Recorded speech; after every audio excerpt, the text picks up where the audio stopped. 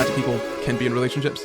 You know, I don't want to be mentioning asexual people a lot in this episode because, you know, they often get grouped together and I don't want to make it seem like, this is an episode about aromantic people, but actually, sneaky, it's an asexual episode. But my point here is that people often think, you know, asexual people, well, they'll never have sex. They don't like sex because they're asexual. Not the case. Aromantic people, they can still have a relationship.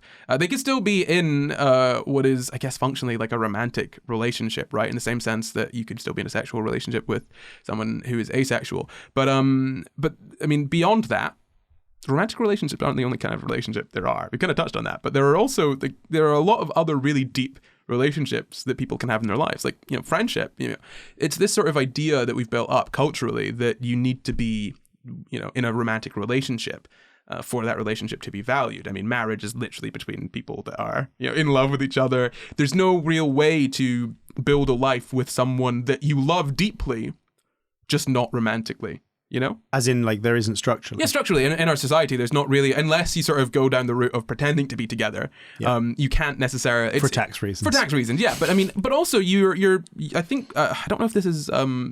This is anecdotal, so massive grain of salt. But I've been told this by a couple of people, so look into it yourselves. Apparently, you might have better chances with buying a house if you say that you're married to the person you're buying the house with. Oh, I'm almost certain you will. Yeah, no, I'm almost certain too. You're considered a lower risk. Yeah, for various reasons. Yeah. Absolutely. I just don't have any data to back me up on that right at this moment, so I'm going to be very, very clear about that. But look it up yourselves. I think it might be the case, but you know. You can't be too safe. But yeah, no. So, you know, there's things like that where we really we value romantic relationships a lot. But they're not the only kind of relationship you can have. You know, you can have friends, family, platonic partners. There's also something called queer platonic relationships. Have you heard of a sort of queer platonic relationship? No? Any idea what it might be? Queer platonic relationships. Is it... Okay, so it's not going to be the thing that we loved hearing about, which is like, look at these two women sharing a friendship kiss in 1915. Look at how good friends they are. They lived together for their entire life. It's kind of the opposite of that. Okay, yeah, exactly. So it's, oh gosh, what? Okay, wait, what is the opposite of that? Okay, so... Because the opposite of that to me is like two people pretending to be gay. No. So, okay, here's what you've kind of presented to me. Here are two people of the same sex or same gender who live closely together, and they are in a relationship, but I am assuming that they're not in a relationship. Yes. So the opposite of that would be looking at a couple who are, you know, again, same gender, same sex, who live together, who are not in a romantic relationship, but people think they might be because of how close. So, you know, queer platonic relationship, it's kind of basically a romantic relationship without the romance, you know, or the sex. Well, yeah, you can have sex as well. You know? Sure, yeah. You can. I mean, the thing is, queer people have sex with their friends a lot.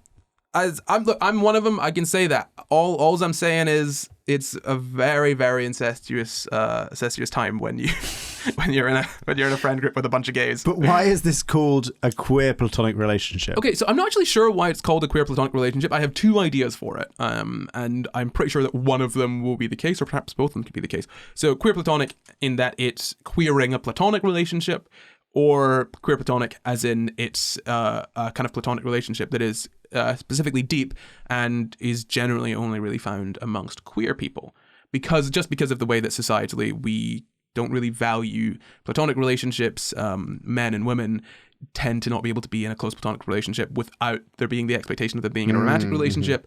And, you know, same for two men who are heterosexual. There's being in a very, very close relationship with another man as a straight man. There's a level where bromance, you know, does not save you anymore, sort of culturally speaking, right? So, I mean, two women, I guess, could do that, maybe two straight women, but then again, it's maybe less common, especially because as a straight person, you're much more likely to be able to easily fit into the sort of cultural expectation of finding you know, a spouse and having kids, you know, all of that sort of stuff. And so a queer platonic relationship is essentially, you know, living together, for example, you could be living together, sharing finances, all of the sort of domestic stuff that you would sort of associate with, I guess, a marriage or, you know, a romantic relationship. The only difference being you're not romantically involved with each other. You know, you're not like, oh, I want to kiss you romantically. You know? Sure. Yeah. Maybe I want to kiss you platonically, but not romantically. But then, because, there's things like platonic cuddles and stuff. Sure. You could sleep together with your friends. You could have sex with your friends as well. It's like, this is what's really good, I think, about LGBTQ plus people. Look, the homophobes are right. We are absolutely going to destroy society.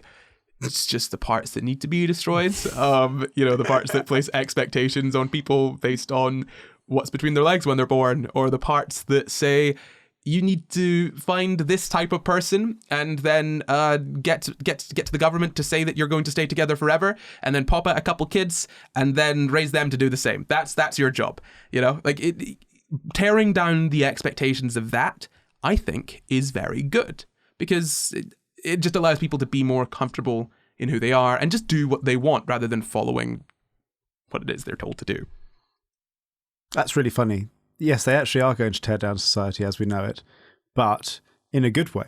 Oh my God. But like in a good way. No, in a good way, though. As in, what I mean by that is that often it sounds like when that accusation is leveled at people who are maybe basically more progressive for a variety of reasons, the suggestion is it's essentially like conservatism, right? Let's keep society exactly the way it is. These people want to change it. And it's like, well, no, these people aren't like the societal structures as they are do not cater to these people in a way that is unfair. They want to change those into ways that it is fair. And so you're kind of not wrong that they are going to change society as you know it. It's just that the way it is and the way it was unjust. And that's why it's being changed. But crucially as well, they're not going to change it for you all that much, probably. As I've said many a time, on my other channels, you can go and follow me there if you want. If you want to live a little trad wife life, you can live your little trad wife life. Just don't tell other people that they have to do that too. That is the point. You can do what you want. We want to do what we want and let you do what you want, so long as you don't hurt anyone else. That is literally it. That's the crucial bit. They want to live in a world where people like that don't exist. Yeah. I don't mean I get you. I mean that they want to live in a world where, like a nice little simulated world where those people don't actually exist because they're quiet about it. Mate, I've seen the people that are calling for transgenderism to be eradicated, I wonder how you're going to do that when there's so many trans people. I wonder how those two things are connected. Yeah, yes. To some extent, it's a sort of, I guess, cognitive dissonance there, where it's like, I don't want this thing to exist, and this thing just so happens to be an integral part of these people. Yeah, it's really insane. I've seen people, levy the accusation of groomer just for being not straight and around children. That's it. That's all. That is the bar now. Forget actually grooming children, which there's been a lot of cases of people who are quite conservative doing. Also, hey, Catholic Church. Forget all of that, the bar is now don't be straight and be near someone who is under 18.